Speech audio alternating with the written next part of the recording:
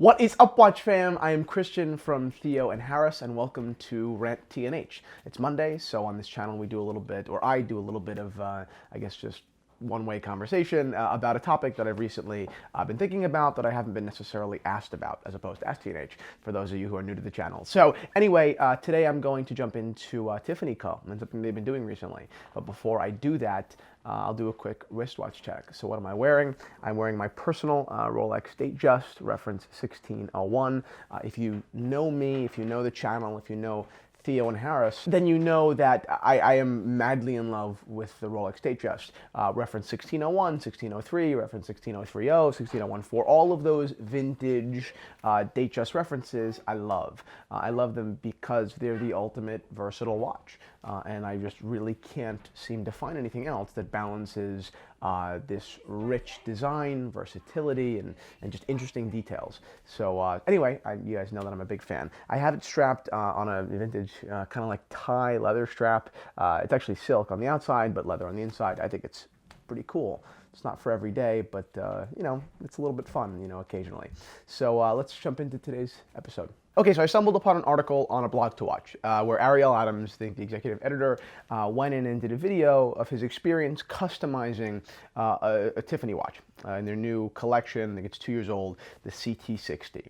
So this is actually my first bit of exposure to their new customizable, you know, opportunities, which I've gone on the record in the past and said that I think that customization is key. I think that it could be the next level of luxury that is brought to affordability, which is, I think, a really interesting dynamic, right? When you can bring even more value to a certain segment of consumers that has been ignored pretty largely with respect to customization. So they basically offer 2,700 and a little bit of change there, different options, different variations of the CT60. You can mess around with case color. There's yellow, gold, steel, and they call it bicolor, which is basically their way of trying to, you know, get rid of the, I think, bad connotation or denotation around the two-tone.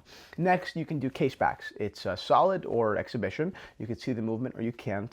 You would wonder, why would someone pick solid? Because of engravings. So they're offering this, you know, engraving customization thing, which we'll talk about at the end.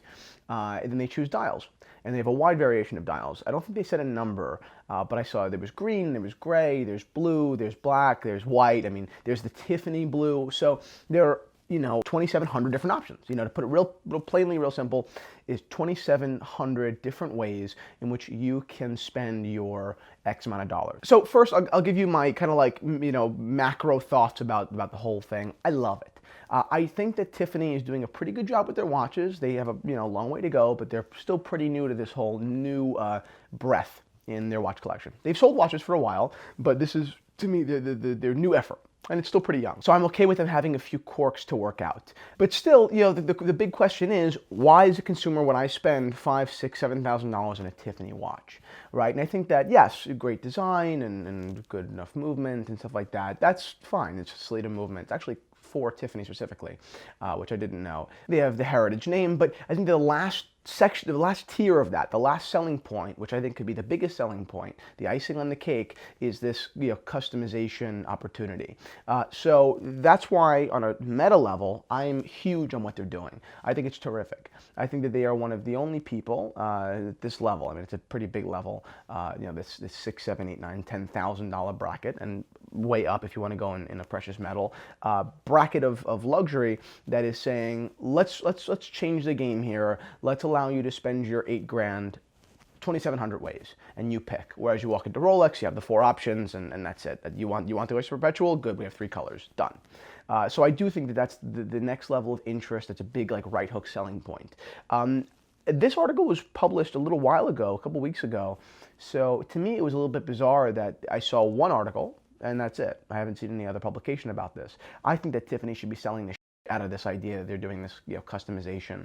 There are a lot of cheaper companies that are doing, you know, customization in the market around that $200 to $500 range, which is great for them, but it's nothing new. I mean, like, you know, modded Seikos, it's an old story. They're great. It's just an old story. But for Tiffany to, I think they have this opportunity to really be some of the first in their field. I mean, Jaeger-LeCoultre is doing it with Atelier Reverso, but even that's another one that has not been really publicized all that much.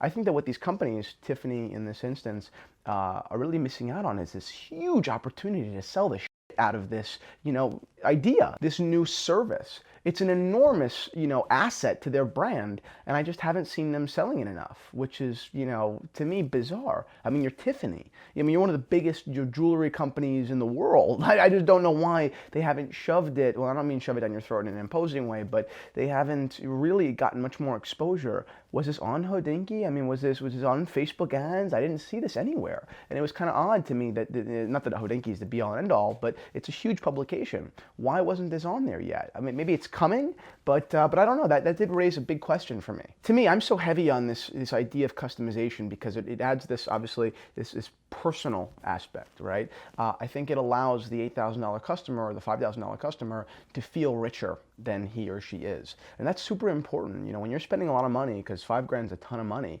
on a watch, I think it's a huge selling point for them to feel like, yeah, I'm going to do it my way, and they do the engravings on the dial, I think, on the case, and I think on the case back. Those are the three ways and on the side of the case as well.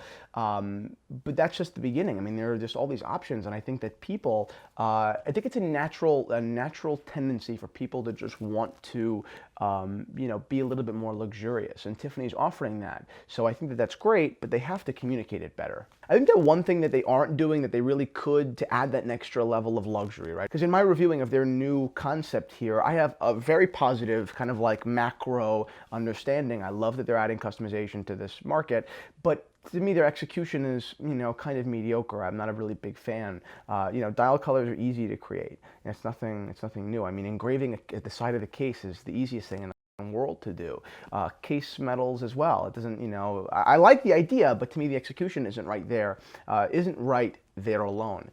One thing that I think is a tremendous opportunity for them is, and like I've recommended this to Patek before, use the rotor. Use the rotor to offer customization. Nobody's doing that. Right now you have the TC, the Tiffany Co, logo right there on the rotor. What if you could put my CZ, or you could put, and not just like in a regular like CZ, but make it, handsome, make it regal, put as much effort into that as you did into Tiffany Co. And it's pretty easy. I can't see why that would be so hard. It's just a, combination of letters, and you just do two or whatever.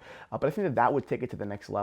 That would, to me, sound more like this genuinely luxurious process. And quite frankly, I don't think it would be that much more of an investment to do. Overall, because I'm not so gung-ho on how they've actually executed this idea, this ideology and this, opportunity, I don't love how they're actually doing it.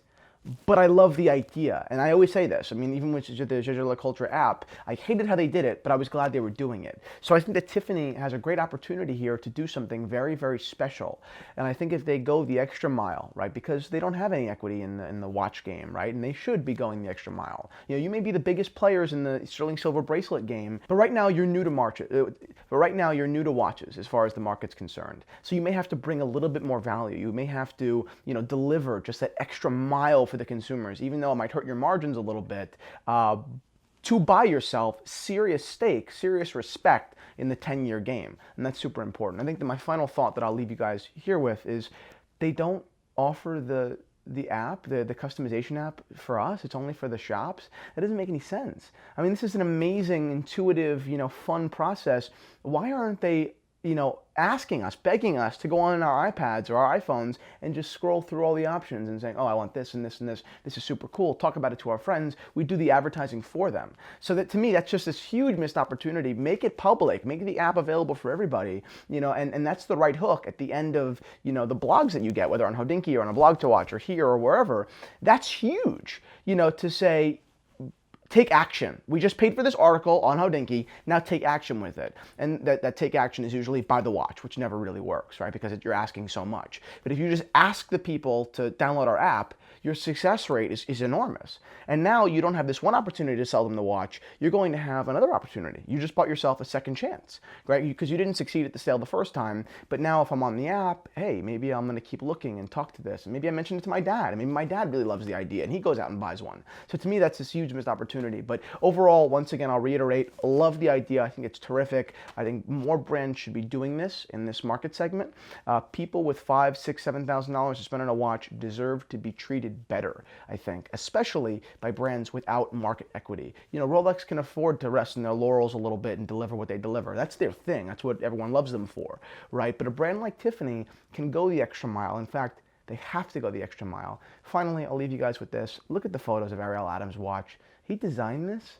Are you kidding me? I mean, to me, one of the big, and I said this about Bamford watches, the worst, you know, to me, the worst like outcome is people with bad taste are going to be advertising for me, right? Like, you know, I'm going to post my Bamford watch that's ugly as shit because I got to design it.